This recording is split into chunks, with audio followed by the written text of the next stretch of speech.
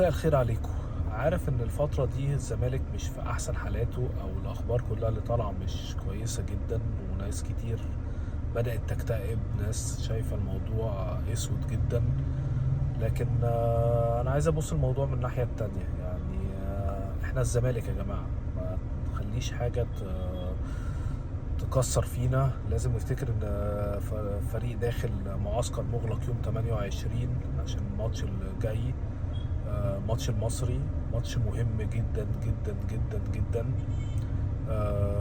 بالذات بعد موضوع الخاين، اللي الزمالك ما بيقفش عليه ولا هيقف على اي لعيب.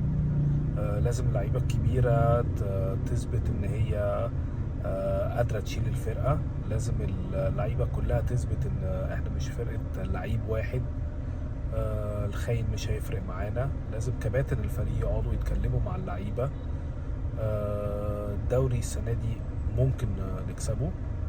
ماتش مهم جدا، قدامنا فرصة ذهبية ان احنا نكسب دوري والكاس. فاينل الكاس قدام بيراميدز ماتش صعب جدا، لكن كرة علمتنا مفيش مستحيل.